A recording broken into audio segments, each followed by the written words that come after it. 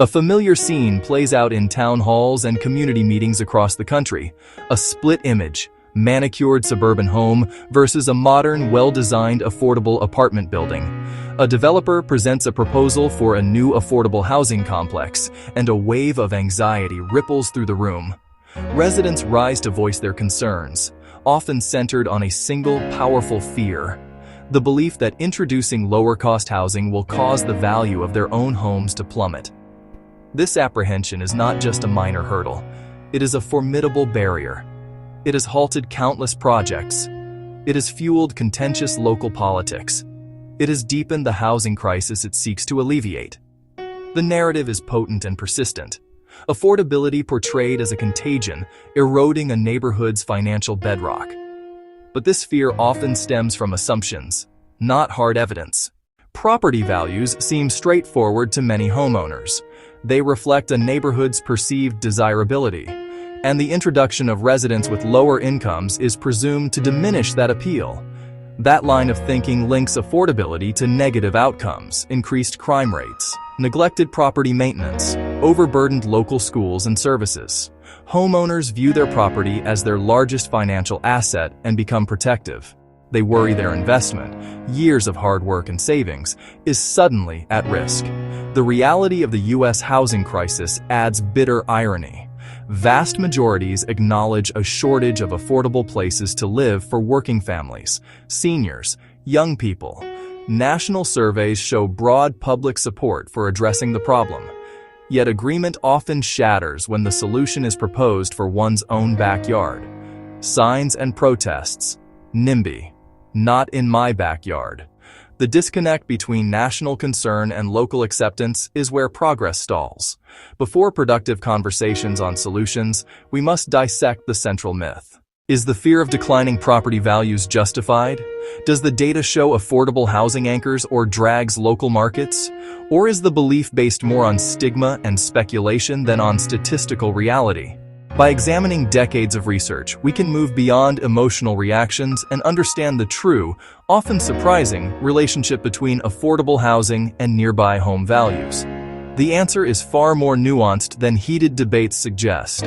When we move away from anecdotal fears and turn to rigorous academic and economic research, a strikingly different picture emerges.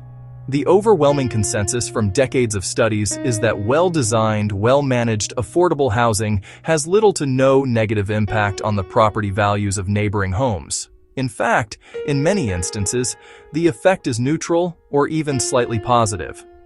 A landmark national study by the real estate analytics firm Trulia examined 30 years of data and found no significant price difference for homes near low-income housing developments versus those farther away. This finding holds true across various market conditions: booming cities, slower growth suburbs. One of the most frequently cited sources of data comes from projects funded by the Low-Income Housing Tax Credit Program, the primary driver of affordable housing since 1986. A comprehensive review by the Urban Institute, synthesizing dozens of LIHTC studies, concluded that these developments do not devalue their surroundings. In some specific contexts, particularly in lower-income neighborhoods that were previously disinvested, the introduction of new, high-quality, affordable housing was linked to an increase in nearby property values. This suggests that new construction can act as a catalyst for broader neighborhood improvement, reversing trends of neglect. A new, professionally managed affordable housing development often replaces vacant lot, abandoned building, underutilized commercial property. That transformation can eliminate blight, improve the visual appeal of a block, and signal to the market that the area is worthy of investment. It is also crucial to understand the scale and design of modern affordable housing. The stereotypical image of massive, monolithic public housing projects from the mid-20th century is largely a relic of the past. Today's developments are typically smaller in scale, architecturally integrated with their surroundings, indistinguishable from market-rate apartment buildings. Developers and architects now prioritize quality design, durable materials, attractive landscaping, because these elements are essential for both community acceptance and the long-term sustainability of the property. When a building is an asset to the streetscape, it is far less likely to have a negative financial impact on its neighbors. While the majority of research points to a neutral or positive effect, It would be inaccurate to claim that affordable housing has never had a negative impact on property values. There are documented cases where home prices nearby have seen a modest dip, and understanding the conditions that lead to these outcomes is critical to avoiding them. These exceptions are almost always tied to identifiable failures. Planning, execution, management. The problem is not affordability, but poor overall project quality. One of the most significant factors is overconcentration of poverty clustered in low-income neighborhoods, racially segregated neighborhoods without a corresponding investment in services. It can exacerbate existing challenges rather than alleviate them. A study from Stanford University noted two risky scenarios. Higher-income suburbs, where the new housing looks very different from its surroundings, very low-income areas, where the project adds to an existing concentration. This highlights the importance of siting decisions and promoting economic integration. Poor design and deferred maintenance are also major culprits, cheaply constructed, visually jarring, or allowed to fall into disrepair. To effectively address opposition, we must look beyond the economic data and understand the deep-seated psychological and social factors at play. The fear of falling property values is often a proxy for a wider array of anxieties about neighborhood change. For many people, their home is more than a financial asset. It is the center of their family life, a source of stability, and a symbol of their identity and social standing. Any perceived threat to the character of their neighborhood can feel like a direct threat to their personal security and well-being, triggering a powerful emotional response that data alone cannot easily soothe. Implicit bias and social stigma are powerful, often unspoken, drivers of opposition. The term affordable housing can conjure stereotypes, poverty, race, crime that have been perpetuated for generations. Some residents may subconsciously associate lower-income neighbors with social disorder, even in the absence of any evidence. These biases can lead them to oppose a project based on who they imagine the future residents will be, rather than on the merits of the building itself. Acknowledging this undercurrent is crucial, as it explains why factual presentations about property values can sometimes fall on deaf ears. The real concern is not about finances, but about a perceived change in the social fabric. Another layer of fear relates to the tangible impacts on daily life, such as increased traffic, parking shortages, and crowded schools. These are legitimate quality-of-life concerns that deserve to be taken seriously. A homeowner who already struggles to find a parking spot on their street. From the perspective of a developer, affordable housing presents a unique and complex set of challenges and opportunities that differ significantly from market-rate projects. The financial equation is inherently more complicated, often involving a patchwork of funding sources, federal tax credits, state and local grants, private loans. Navigating this intricate financing landscape requires specialized expertise and a great deal of patience, as the approval process can be lengthy and fraught with uncertainty. The potential for community opposition adds another layer of risk, as a project can be delayed for years or derailed entirely, resulting in substantial financial losses. Despite these hurdles, affordable housing can be a stable and rewarding investment. Unlike market-rate properties, which are subject to the volatile swings of the real estate cycle, the demand for affordable units is consistently high and largely insulated from economic downturns. This results in extremely low vacancy rates and a reliable stream of rental income, which is attractive to long-term investors. Furthermore, many developers who work in this space are mission-driven, motivated by a desire to create a positive social impact in addition to generating a financial return. The developer bears a significant responsibility for a project's long-term success and its relationship with the surrounding community. This responsibility begins long before construction. It involves conducting thorough due diligence to select an appropriate site, commissioning high-quality architectural designs that respect the local context, and developing a robust plan for ongoing property management and maintenance. Shoddy work or cutting corners to save money is a false economy, as it leads to higher operating costs down the line and can poison community relations, making it more difficult to get future projects approved. Engaging with the community is not just a political necessity, but a crucial part of responsible development. Proactive, transparent communication can demystify a project and transform skeptical residents into potential supporters. This means holding meetings early and often, listening genuinely to concerns, and being willing to make reasonable adjustments to the plan based on feedback.